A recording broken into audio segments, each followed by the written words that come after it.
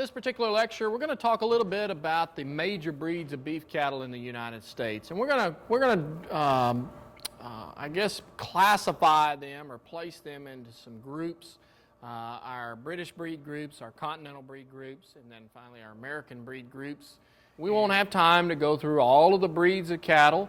We're just going to talk and hit on really the major players as far as the most predominantly used breeds of cattle on the commercial side of the business here. And so we're going to hit on the majors. We're going to divide them and group them into classification, our continental, British, and American breeds as we go through these. And we'll just kind of hit the high points of each of these particular breeds. If we look at our basic cattle genetic classes, and as far as our two really breed classes of cattle, our Boss Taurus, which are our European breeds of cattle sometimes, and sometimes they're also, we would class our English and continental breeds into those, but they're going to be native to more cool, temperate type climates. Those cattle will typically have a little more hair and adapted to more of our northern environments. And then the second class would be our Bos Indicus, or sometimes we call them the Indian cattle, the humped or zebu cattle. And these are cattle that are native to hotter climates, and they came from areas like India.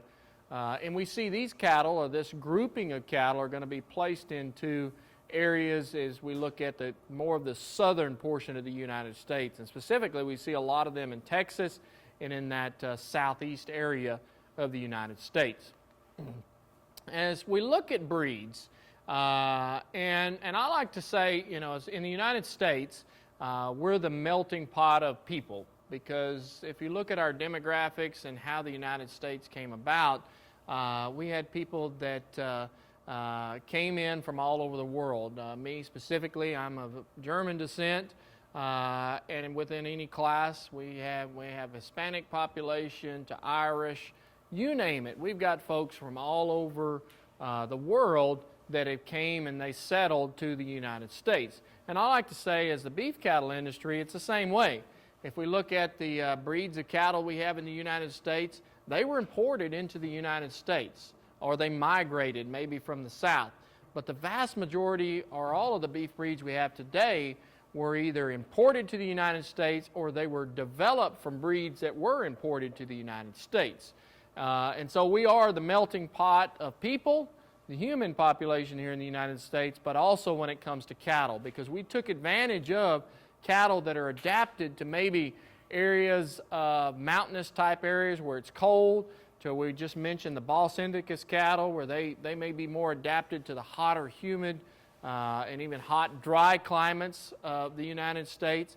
We brought those cattle that were from those areas to the United States and began to improve those genetics even more. And so how did breeds develop? Well, the breeds that were developed in other parts of the world were developed based off of the needs of those areas. And they were cattle that were grazed in common. There were areas where the cattle were suited to that particular environment. And then over time, those breeds were developed. And so whether it be cattle that needed to have extremely long hair coats to survive some harsh winters, maybe those cattle were used specifically for draft purposes. And so they were larger framed, heavier muscle type cattle. Maybe those cattle were heavier milking because they were a dual purpose breed. And so those cattle were developed over time with taste for that area. And color patterns, I'm sure as you date back, there was probably just some preference in there. And so when we divide our breeds, we think about breeds in two different ways, a maternal breed and a sire breed. And we typically think of our sire breeds as being our exotic or European breeds of cattle. And the reason for that is because those cattle are typically larger frame, they're later maturing, they're leaner type cattle, they're very fast growing, and they increase our red meat yield. Because they are larger framed and leaner type cattle, we typically don't think of them as maternal type genetics, because they would have a little bit higher maintenance cost and a little bit bigger frame size. They may be too big of cow for our particular production environments. But we can utilize them on maybe genetics that are more maternal type genetics to increase the growth of those cattle. And so again, sire breeds are known as as those that we're thinking about producing calves that may not go back into the herd as replacement females, but it's more of a terminal cross, and those cattle will go into out on grass and then eventually into the feed yard there. Our mother breeds, they're known more of their mothering ability, and it could be as simple as protective of calves, but also their milking ability, their fleshing ability. So they have the propensity to put on fat very easily, and these cattle are typically going to be in that more moderation in their frame size there. The cattle may not be as heavy muscled. They're going to be a little bit lighter muscled, easier fleshing kind of cattle. So those would be kind of our maternal breeds, and you can see right there we've got a more of a red Angus type female. Some of our British breeds would be known as our maternal breeds, as well as the Beefmaster female there would be a maternal breed we typically see in the southern portion of the U.S. So the first breed group that we have, and our three breed groups would be our British, Continental, and American. So the first breed group is the British group, and these breeds were imported early on into the development of the United States. And so as we look at these British breeds, they're early maturing, so they reach puberty at an early age. If they reach puberty at an early age, they're going to begin to put on fat earlier, and they will finish out at earlier ages as well. They're very easy fleshing, so they put on fat very well. They typically will be higher marbling because of that fleshing ability in that. And so we like them from a higher marbling, maybe a higher quality grade meat scenario. If they're easier fleshing, higher marbling, those cattle are typically more moderate in their muscle pattern. So if we've got cattle that are easy fleshing, moderate muscling, we like those in our maternal breeds because of that capability to, sometimes I say they get fat on rocks. Well, no, not literally, but those cattle can do very well on maybe extensive forage conditions or with minimum amount of forage there. They also, with that, if they're easy fleshing, higher marbling, more moderate muscling, because of the propensity to put on external fat, moderate muscling, the downside is those cattle aren't going to be as maybe high a yielding, red meat yielding, as some of our continental breeds that we'll discuss here in a minute. So some of the first breeds imported, Shorthorn or Durham as they were sometimes called way back, imported in 1783 from England. And as you can see, the picture on the top left, there's a bull somewhere around 1811. And then currently, as you can see, there's two more recent pictures of Shorthorn cattle, the bull on top and the cow on bottom. These cattle carry the roaning gene, and so they can, the roaning and spotting gene, so they can be anywhere from solid white to a roan speckled type pattern like you see in that top picture to almost solid red in their color pattern there.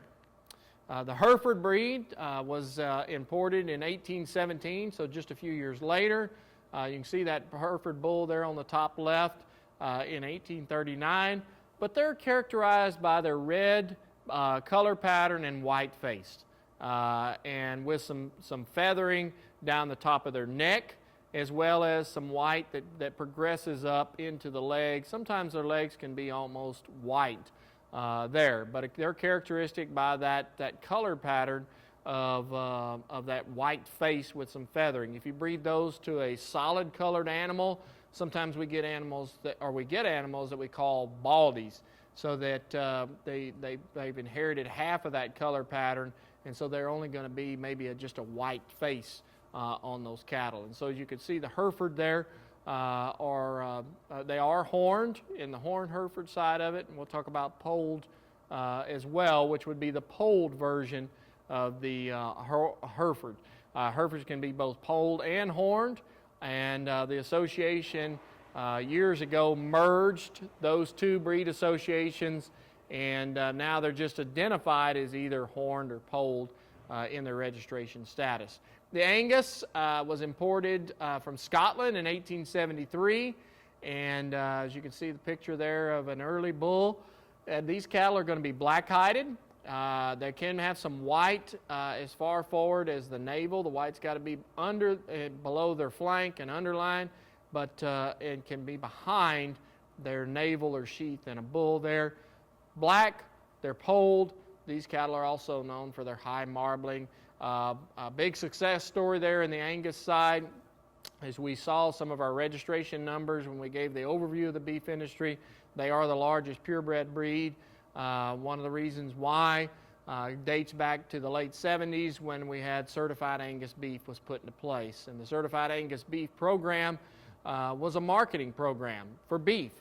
But at the end, it was more of a pull-through program. So if you had ranchers that were marketing black-hided cattle to go into the certified Angus beef program, which requires cattle to be more than 50%, greater than 50, or at least 51% black-hided, and really the only black cattle back then would have been Angus and Holstein, you're going to sell more bulls, more Angus bulls, and that was the goal, to sell more Angus genetics to try to fit that branded program.